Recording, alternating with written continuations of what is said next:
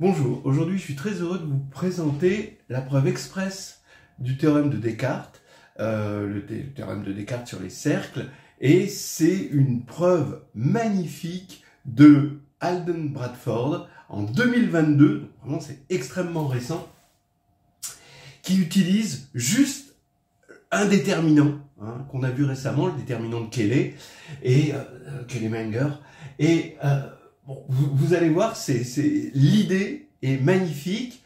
Il y a un petit peu de calcul de déterminant, un petit peu de calcul de déterminant qui se fait plus facilement avec les formes quadratiques, je trouve. Et regardez ce qui se passe. D'abord, théorème de Descartes circulaire. Vous prenez trois cercles qui sont 2 à 2 tangents. Eh bien, vous allez avoir deux cercles. Donc là, c'est les trois cercles bleus. Ils sont de rayon R1, R2, R3. Et ils sont 2 à 2 tangents. Vous allez avoir deux cercles, là ici un rouge et l'autre rouge aussi, qui vont être tangents aux 3. De sorte à ce que quand on prend les 4 cercles ici, le rouge et les 3 bleus, ils sont 2 à 2 tangents. Et quand on prend ce rouge-là et les 3 bleus, sont 2 à 2 tangents. Les deux cercles rouges n'étant pas tangents. Alors, qu'est-ce que ça nous donne la formule de Descartes? Eh bien, c'est une formule qui nous donne les rayons des deux cercles rouges. Et en fait, c'est une équation du second degré, c'est pour ça qu'il y a deux solutions. Alors, regardez, si j'appelle RI les rayons des cercles I, et si j'appelle XI la courbure, c'est-à-dire l'inverse du rayon, d'accord, c'est la courbure, plus le rayon est grand, plus la courbure est petite, donc ça c'est assez logique. Et donc, je vais appeler pareil X égale 1 sur R pour les cercles rouges. Eh bien, ici, je vais avoir x plus x1 plus x2 plus x3 carré, moins 2 x carré plus x1 carré plus x2 carré plus x3 carré, donc quantité que je vais appeler delta dans la suite, et bien delta est égal à 0. Donc, si vous voulez, cette formule de Descartes nous permet d'obtenir, donc vous voyez bien que c'est bien une équation du second degré, il y a du moins x2 là-dedans, et bien ça nous permet d'obtenir une vraie équation qui va nous donner deux cercles, par leur courbure, au moins par leur courbure. Après, on peut les placer. Entre parenthèses, le fait que ce soit une équation du second degré fait que c'est constructible à la règle au compas, cette courbure. D'accord ? Voilà. Donc, ce rayon, si vous préférez. Donc, la preuve originale de Descartes, vous imaginez qu'elle est extrêmement géométrique, extrêmement complexe. On aurait pu trouver la preuve de Bradford à l'époque de Cayley, mais il n'y avait pas eu l'idée. Et l'idée, elle est magnifique. Alors, il y a une idée magnifique illuminante, et ensuite, un peu de calcul, mais le calcul n'est pas si vilain que ça. Regardez, l'idée c'est la suivante.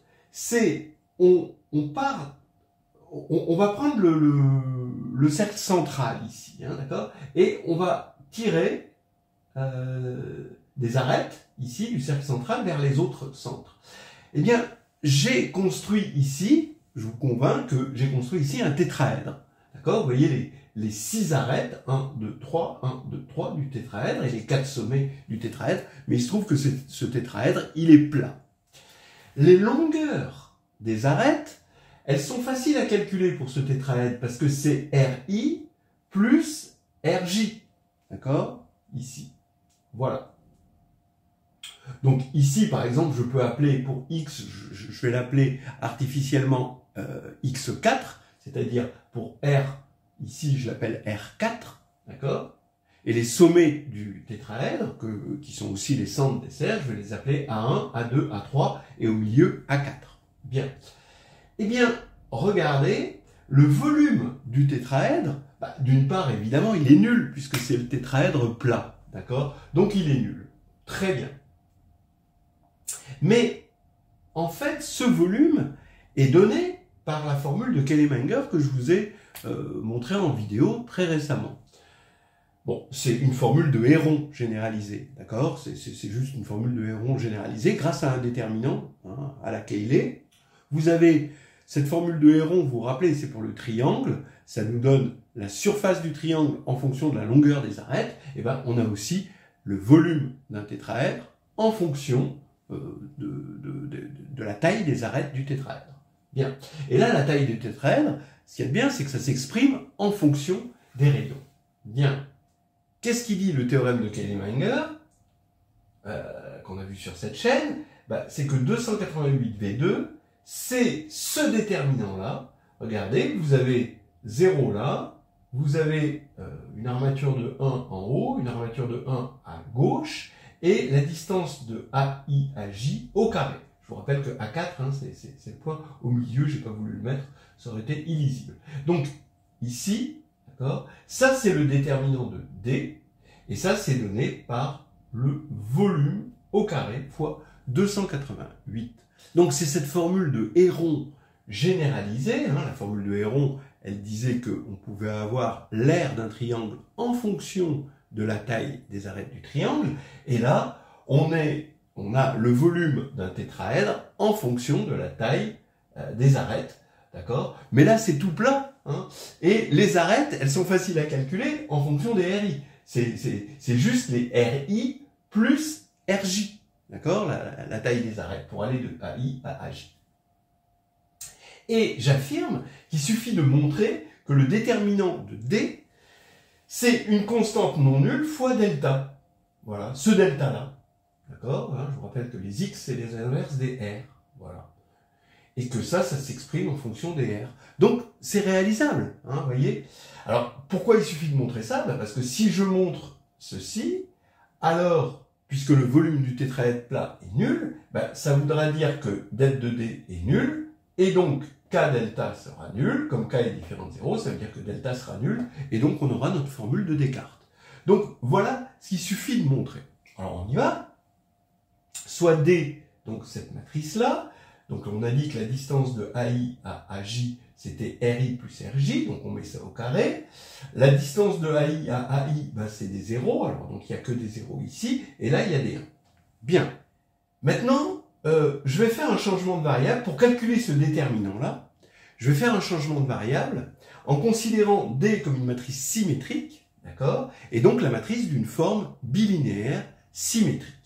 D'accord. Donc ce changement de variable, il va être donné par cette matrice P, qui a un déterminant évidemment non nul, parce qu'elle est triangulaire, et vous voyez bien que tout ça c'est non nul. Bien, alors, qu'est-ce qu'on a finalement? On peut voir les colonnes de P, donc c'est la nouvelle base, hein, donc le changement de base, comme F0, F1 jusqu'à Fn. Alors, quand je dis Fn, oui, je devrais dire, ici j'ai R4, 4, et là 4. Bien. Bon, n égale 4. Parce que c'est le tétraèdre. Alors, je prends F0, F0, vous regardez verticalement, c'est juste la base canonique E0. Hein, donc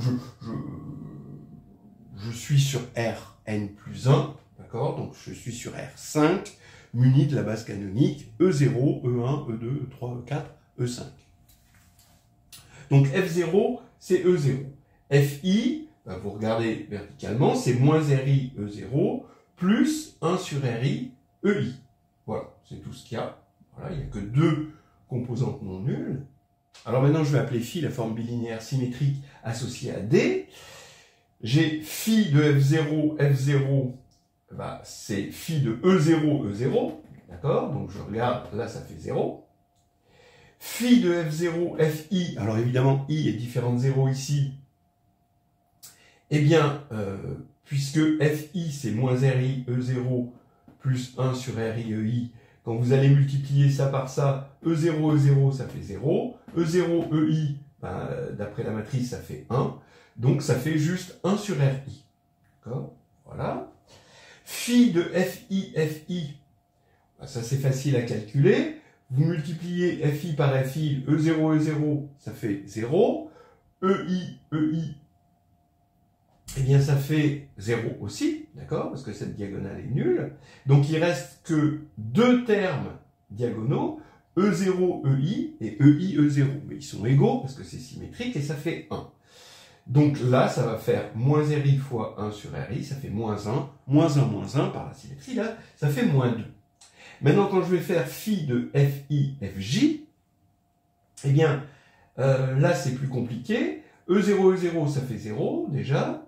Mais EI, EJ, ça fait RI plus RJ au carré. Donc il va y avoir le terme moins RI sur RJ qui vient de E0, EJ. Ici. Il va y avoir le terme moins RJ sur RI qui vient de EI, E0. D'accord ? Quand je vais faire FI, FJ, je vais développer. Et maintenant, nouveau par rapport à ça, il va y avoir le terme EI, EJ qui lui est non nul cette fois-ci, parce que I est différent de J. Et ça va nous faire 1 sur RI fois 1 sur RJ fois RI plus RJ au carré. Et là, quand vous développez ça, vous tombez sur plus 2. Voilà. Qu'est-ce qu'on a montré? Eh ben, on a montré une formule matricielle qu'on va écrire tout de suite. Alors, regardez ce qu'on a montré. On a D, donc cette matrice dont on veut montrer que son déterminant, c'est une constante non nulle fois delta. On a P, la matrice de passage. Ce que je viens d'obtenir, c'est la forme bilinéaire donnée par D, mais dans la nouvelle base FI, donnée par la matrice de passage. Donc ça veut dire quoi? F0, F0 c'est 0, donc je mets un 0 ici. F0, FI c'est 1 sur RI, d'accord? Mais 1 sur RI c'est XI, donc je mets une ligne de XI, et comme c'est symétrique, hein, c'est une forme bilinéaire symétrique, j'ai les XI ici. FI, ça fait moins 2, donc j'ai une diagonale de moins 2, et FI, FJ, ça fait 2, donc j'ai les 2 sur cette matrice-là, à l'extérieur de la diagonale. Bien. Et ce que j'ai, puisque c'est la matrice finalement de ma forme bilinéaire dans la nouvelle base, et donc ce que je viens d'obtenir, c'est que A, c'est P transposé DP. C'est juste le changement de base dans les matrices pour les formes quadratiques. Bien, on aurait pu faire ça avec le calcul, mais je préfère largement le faire avec des formes bilinéaires. Mais si vous préférez le calcul, faites le calcul, mais c'est quand même beaucoup plus lourd. Alors, cette matrice, je vais la mettre sous une forme bloc. 0 ici, X ici, X transposé ici, et S. X, c'est simplement la colonne des XI, et S, vous reconnaissez ce type de matrice, et c'est pratique de le mettre sous la forme 2J moins 4I4, d'accord? I4, donc c'est la matrice identité, hein, et J, c'est la matrice avec que des 1. Hein. Elle est connue, on l'a diagonalisée une centaine de fois, celle-ci, dans notre vie. Bien. Et maintenant, je vous rappelle qu'il faut calculer le déterminant de D. Bon, comme le déterminant de P, il est non nul, bien sûr, hein, vous voyez que, bien sûr, c'est une matrice de passage, ici c'est triangulaire avec des non nuls sur la diagonale, il suffit de montrer que le déterminant, maintenant, de A, est une certaine constante, donc j'appelle grand K, fois delta, où K est non nul. Bien. Bon. Maintenant, je me suis ramené, quand même, à une matrice qui est plus simple, d'autant plus qu'elle a une structure bloc. Donc c'est intéressant, maintenant, de regarder cette matrice. Il va falloir trouver le déterminant de A, où A a une structure bloc. Donc maintenant, plus qu'à calculer le déterminant d'une matrice par bloc. C'est intéressant aussi, hein, ça fait partie des petits calculs de déterminants que je trouve sympa. Allez, on y va, il n'y a plus grand chose à faire là, maintenant. Alors allons-y, il faut factoriser A à tout prix, d'accord? Ça va être du combat de rue, hein, où on utilise tous les moyens qu'on a. Ça va être de la MMA. C'est parti. La première chose, regardez, vous avez 0, x, x transposé, s.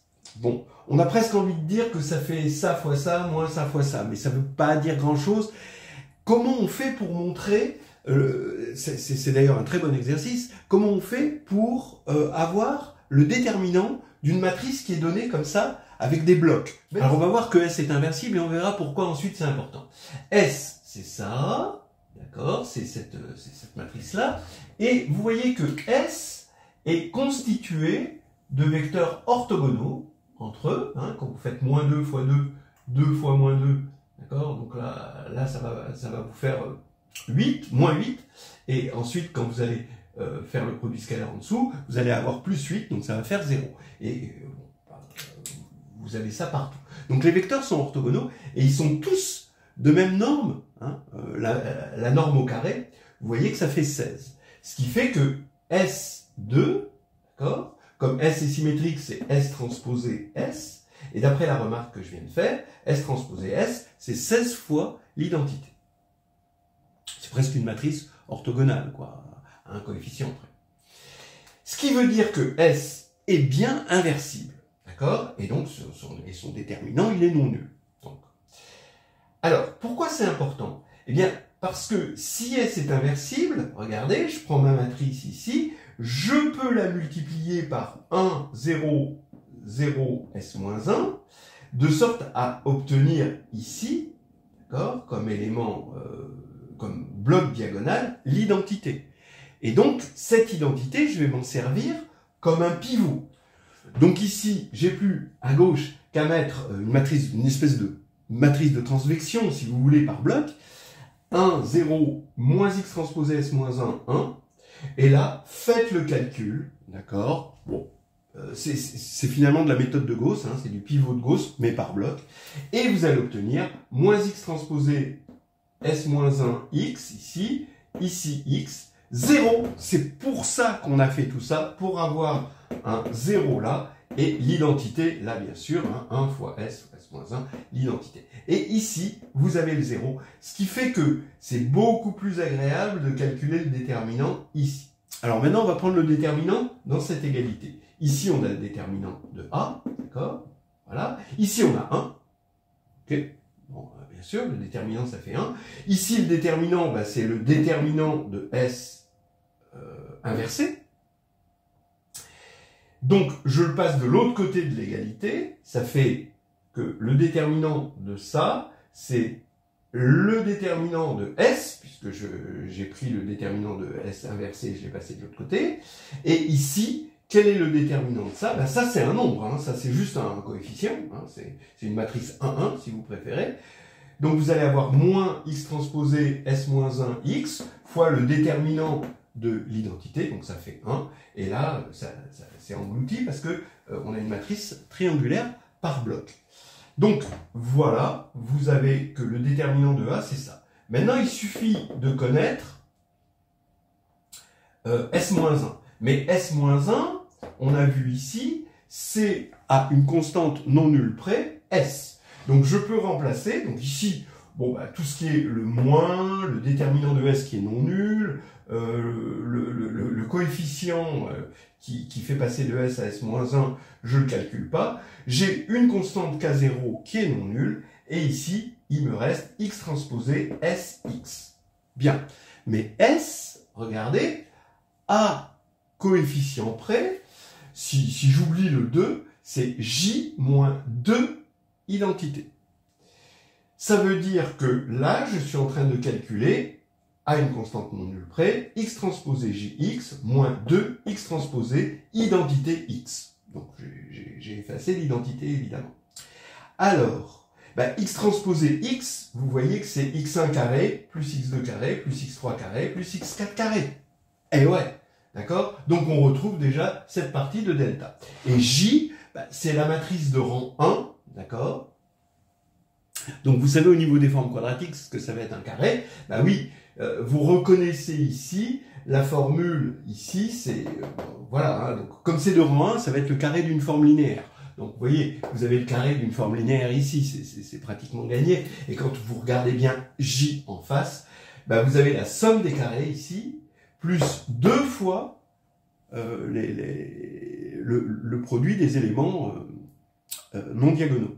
Voilà. Donc, c'est la somme des xi carrés plus la somme des x de 2 xi xj pour i strictement inférieur à j.